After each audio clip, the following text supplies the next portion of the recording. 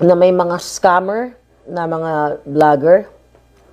Actually, may scammer na vlogger na sinisira pa rin ng Duterte tungkol sa Miro system, tungkol sa what you call it, sa mga dayaan sa eleksyon sa 2025. So yung scammer, kilala, aminado naman siya scammer eh. Yung scammer na vlogger na yon, ang alam ko, nung nakaibudol pa ako, kinokontak yan ng yayo ni Bangag. Yung matabang nandyan sa Presidential Communications, okay, na buhaya na siya ngayon. Malaki pa sa buhaya. Kaibigan na yan, okay? Meron pa nga yan, nagko-comment pa siya dati. Kaya no wonder, yung paninira ngayon na kinokonek ang Miro system kay Pangulong Duterte, that's BS. You know why? Pag-usapan namin yan ni Attorney Glenn Chong pag may time kami. Paano magkakaroon ng power ang mga Duterte to control that para maging provider ang Miro sa power ng mga Duterte? Hindi sila nasa power. Sino ang magde-decide? Sino ang deciding officer? Sino ang mga nagde-decide niyan? Ang COMELEC. Inano ko na yan, binlag ko na yan, binlag namin natin Attorney Glenn Chong. May mga gatekeepers na bago makapunta sa COMELEC, yung mga bidding na yan, may mga gatekeepers. Remember, may expose ako. Ang pamasahe, ang term dyan, 350 million ang sinisingil ng mga gatekeepers ayon sa ating source. Last year, pinasabog natin yan in the first quarter of the year. So ngayon nakakatawa yung tira ni Bangag. Si Lisa lahat ang may pakana niya. Paano magkakaroon ng kapangyarihan ang mga Duterte para manipulahin ang eleksyon? Alam mo, napakabait lang nga ni Pangulong Duterte nung panahon niya. Dahil nalusutan siya ni Lisa Tanas. Dahil si Lisa dati, kausap ko yung hinayupak na yan nung campaign. 2022.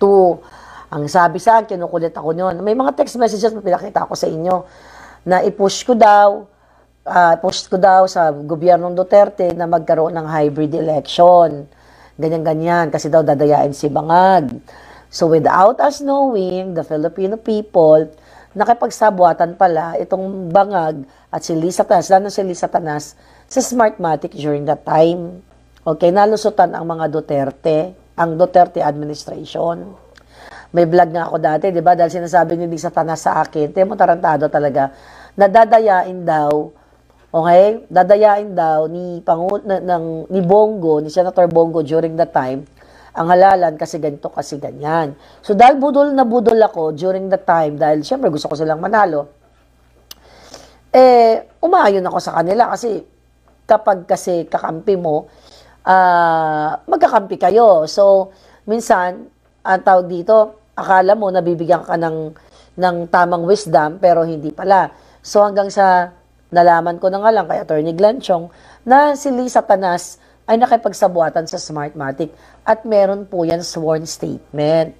So, yung ginagawa nila ngayong paninira ng isang scammer o ng maraming scammers, gawa yan ng Malacanang. Gawa yan ng presidential communication sa mga tiwaling mga buhaya dyan. Kung may natitirang matino dyan, baka 0.0000001 na lang. Sunod, excuse me, sunod-sunura na lang. So yan po yung totoo dyan. Pakanayan ni Bangag na sinisira ang Duterte, kinokonek sa pandaraya sa eleksyon. Dahil kung ang Duterte, ito lang, ang Pangulong Duterte, sila Senator Bongo, in fairness, kahit binabatikos ko sila, kung gusto nila sanang manatili, si Duterte na presidente, wala nang alaysan, ginawa na nila yan. Ako, I'm here, yung mga supporters ni Senator Bongo, Senator Bato, wag kayong magagalit sa akin. Okay? Kung ako'y nagkikriticize, kasi hindi ako bayad. Okay? Hindi ako porket, alam mo kasi ang bayad ganito ha, ang bayad ng pagkatao, lahat, kunyari lang, bayad ka ng isang politikong ganyan. Lahat ng iutos sa'yo, lahat ng slate sa'yo, mabango lahat, wala kang babatikusin. Gusto ni Pangulong Duterte yan eh, nung panahon, ni Duterte. Kahit kami ay Duterte supporters, nagbabatikos kami ng mga gabinete niya. Pero noong panahon ni Bangag, may nakita ba kayo na mga supporters nila na binabatikos yung mga cabinet secretaries? Wala. Sarado utak nila lahat. Pinasabi nila sa inyo, perfect, 100% magagaling ang inupo ni Bangag. There's no such thing as 100% perfect ang ina-appoint ng kahit sinong presidente. Ang tunay na kakampi ng bayan, kisihodang sino man ang nanunungkulan, kapag may nakita kang appointee niya, babatikusin mo. Yan ang ginawa namin, ako at iba pang mga supporters si Duterte dati, na binabatikos ko. Even the president, during that time, may mga, na hindi mo nagustuhan, pero may pagmamalaki ko lang sa inyo, hindi ko minura si Pangulong Duterte o sa kahit sino sa pamilya niya, katulad ng ginawa ko sa buwaka ng inang Bangag, Adictus, Benedictus na pamilya. Lahat, kahit mga, kahit sino.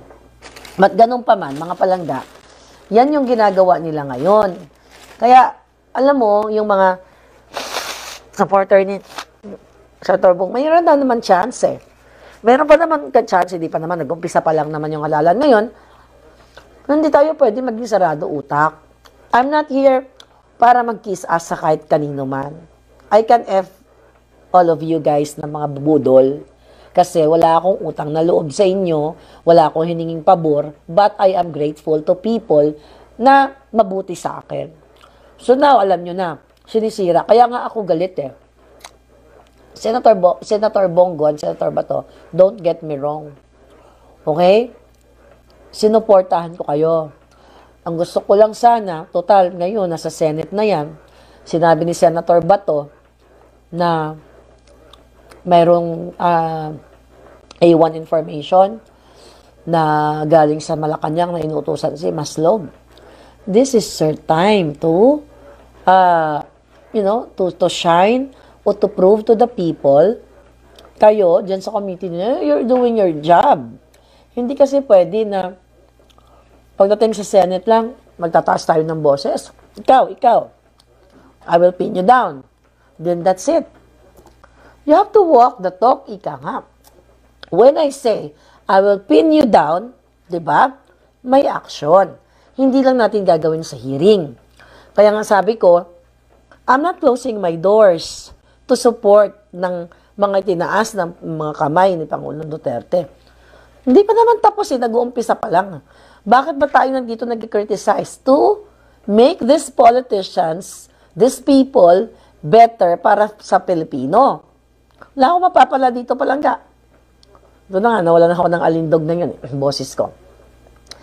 Pero ngayon, ito na nga inaalarma ko sa lahat ng mga naniniwala sa yung mga gustong mag-straight, okay, sa PDP Laban. Wala pong problema yan. That is your feeling, that is just sa paniwala ninyo, hindi ko yan pang hihimasukan. Pero i-push nyo itong mga PDP Laban senators na nandiyan ngayon na ilang buwan mayroon pa natitira sa kanila to prove themselves na they are for the Filipino people. Imbestigahan, itawag lahat ng pwedeng itawag, hindi yung you play safe. Hindi ganun. If you play safe, then you're not for the Filipino people. You are for vested interest. Kasi, ang tunay na leader, hindi natatakot. Kahit sino, tunay na leader, tunay na lingkod bayan, hindi siya natatakot kung paano niya banggain ang mga bagay-bagay. Look at Congressman Marcoleta. Tignan mo, nanindigan siya, parang ilan sila doon, yung kinuyog siya, 100 versus 1. Siguro may kakampi naman siya, si Kong Unga ba yun? Mga 3 tao. Nag-stand siya for what he believes in. Naging matapang siya, wala siyang pakialam, hindi siya naglaro sa dalawang namamangka sa dalawang ilog, umaasa na i-adapt siya ni Bangag, which is dati, di ba, nakasama yan sa unit team, si Kong Marcoleta. Tumindig siya. Yun yung kailangan natin na tumitindig, tumatayo, laban sa mga bangag. It's the same thing with Attorney Vic Rodriguez.